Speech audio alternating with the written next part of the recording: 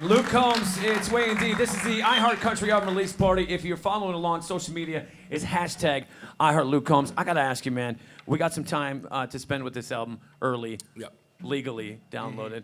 Yep. But Good. I gotta tell you, it's such a natural progression from what we've heard so far. Is that on purpose? Was that your goal to kind of really tell the story of your life and where you're at right now? Yeah, I think so.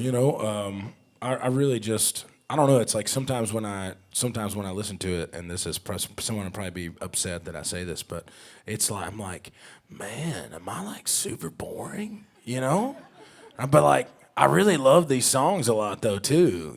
But it's like I'm in bed by 10 o'clock because I got a kid now, so maybe it makes sense. I don't know, but it's just kind of like where I don't know. It's like where my songwriting went. You know what I mean? Like me and my buddies are all similarly aged, right? And we're in this kind of same phase of life. So it's like, it would be hard for me to write like a spring break anthem. You know what I mean? Because like I don't go to spring break. You know what I mean? Anymore. I used to, for sure, which was tight. Listen, I believe it. Take us through the new album that we're about to get a little later tonight. Was it tough to put the track listing together? You've had so much success already as you're putting it together. Are you overthinking things? Oh, all the time. I overthink things all the time. It's pretty much all I do when I'm not playing music. It was a lot. The whole process of like the growing up, getting old thing, like it was born out of. I mean, we must have recorded 36 probably songs in the last 2.5 years or something. And as those songs kind of came out and we figured things out about them, it just dawned on me that there was like two really different like sets of songs that were coming out, and it felt like it just needed to be two different things. Well, speaking of that, getting to bed early, part of that is being a dad. Yes. You and your lovely wife welcomed a young one into the world this past summer. Yep. What's that been like, a dad and trying to be this world-famous country star at the same time? Oh man, it's been awesome. Luckily, I get to spend a ton of time with them, which is really nice. And this tour we're going on this year is in stadiums, which is just unbelievable. But those shows, you can only do one of those a week, right? Because logistically, it's such a huge thing that you can't go from like one city to the next city to the next city in the same weekend, unless you have 3 different stages, which you wouldn't want to pay for that. I promise you, you would not want to pay for 3 different stages. So it is nice to have that time.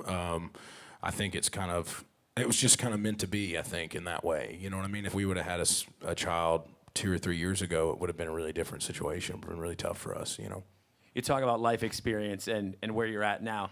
You became a dad. How much has that influenced what we're going to hear when we can finally wrap our arms around the new record? Honestly, probably like two songs that have really been affected by that, which is crazy to think about. But it's like a lot of the stuff that's on these has been written. Some of it was written 2.5 years ago. Some of it was written 6 months ago. So there's a few like dad songs that snuck in there. But I feel like the majority of those are yet to be written. When it comes to being a dad, we caught up recently. No nanny, and you guys are kind of like that. We're just not going down that route. Why is that? Yeah, I mean, it's just really important. It's like I had a super regular childhood, right? So I think I want that for my children as much as is possible doing what I do. Like I just want my kids to like ride bikes and stuff and not be like on a tour bus all the time and like flying to different cities and like not seeing their friends and not going to school or daycare. It's like I just appreciated that part of growing up for me was huge, right? I was an only child too, so like friends are everything for me in a lot of ways. And so I want my kids to have friends and have the same friends and go to the same school and grow up with the same people and skin their knees and not be worried about 60,000 people in a stadium, because it's hard enough to process that as a grown man, but let alone as a child. I think it would be kind of traumatic in some ways. One of the songs that we got early is a song called Joe.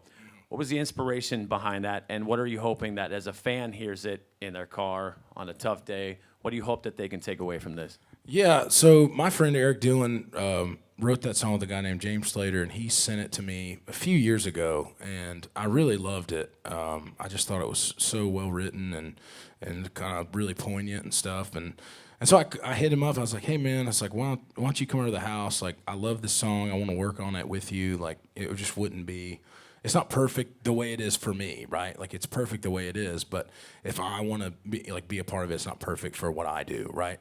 And so we added a bridge. We changed the chorus up. We tweaked the verses a little bit. And I've had a bunch of people in my family, struggle with addiction. And I have friends that, don't drink or do anything like that.